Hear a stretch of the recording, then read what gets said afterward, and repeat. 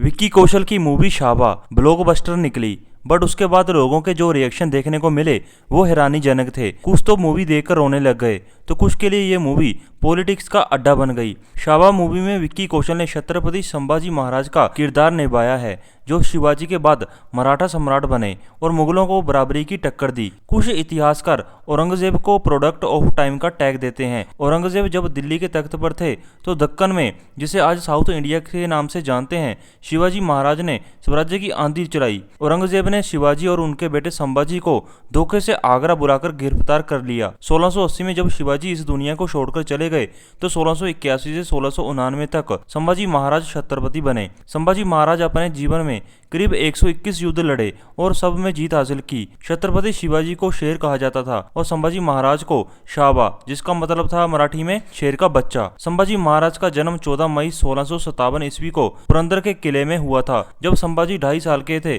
तो उनकी माता सईबाई का निधन हो गया। मां के स्वर्गवास के बाद संभाजी का पालन पोषण उनकी दादी जीजाबाई ने किया। जीजाबाई ने अपने पुत्र शिवाजी की तरह अपने पोते संभाजी में राष्ट्र प्रेम, धर्म प्रेम, हिंदवी स्वराज और आदर्श जीवन मूल्यों को स्थापित किया।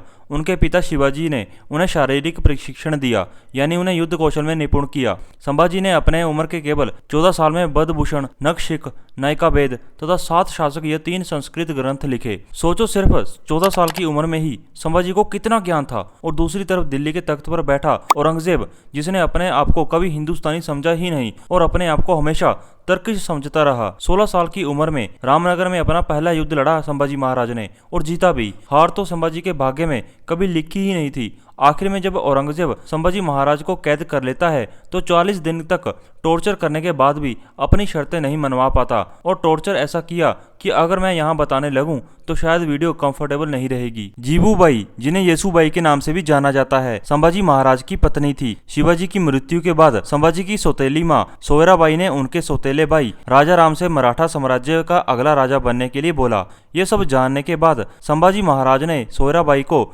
नजर कैद में रखा और अपने आप को छत्रपति घोषित कर लिया। संभाजी महाराज ने छत्रपति बनने के बाद प्रजा के कल्याण के लिए बहुत से कार्य किए। संभाजी ने एक समिति बनाई जिसका काम था हिंदुओं से मुस्लिम बन चुके लोगों को फिर से हिंदू धर्म में कन्वर्ट करना। संभाजी महाराज और औरंगजेब की खटपट तब शुरू हुई जब संभाजी ने बुरहानपुर को लूटा। बुरहानपुर में मुगलों का खजाना रखा हुआ था, इसलिए औरंगजेब तिलमिला गया और चल पड़ा दक्कन की ओर। संभाजी ने पुर्तगालियों को भी हराया जो मुगलों की व्यापार में हेल्प करते थे। इतने सक्सेसफुल अभियानों के बाद संभाजी की गिनती आज सिकंदर जैसे राजाओं के बीच होती है। लेकिन आपको पता ही है कि हर परिवार में कोई ऐसा होता है जो पूरे परिवार के सर्वनाश का कारण बन सकता है। ऐसे ही थे गनौजी शिर्के, जो संभाजी महाराज के बहनोई थे। एक दिन उन्होंने संभाजी महाराज से जमींदारी मांगी, बट संभाजी ने मना कर दिया क्योंकि जमींदारी मराठा असूलों के खिलाफ थी। गनौजी शिर्के मुगलों से जा मिले और उस वक्त औरंगजेब ने संभाजी महाराज को पकड़ने का सर्च अभियान चलाया हुआ था। संभाजी के उत्पातों से तंग आकर औरंगजेब ने कसम खा ली थी कि वो अपने सिर पर ताज तभी पहनेगा जब संभाजी को पकड़ लेगा। संभाजी महाराज औरंगजेब पर आक्रमण करने की योजना बनाने के लिए संगमेश्वर नामक जगह पर अपने कुछ विश्वास पात्र मंत्रियों और कवि कलश के साथ ठहरे हुए थे,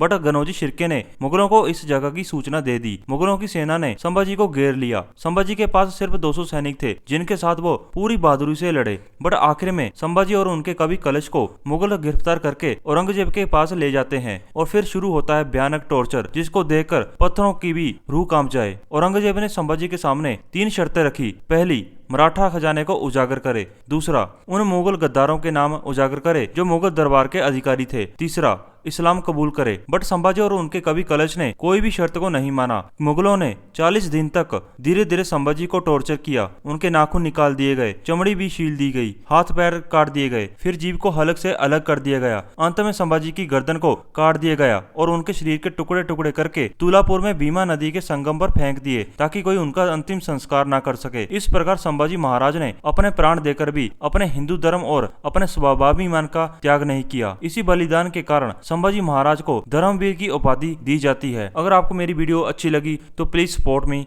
थैंक यू वेरी मच।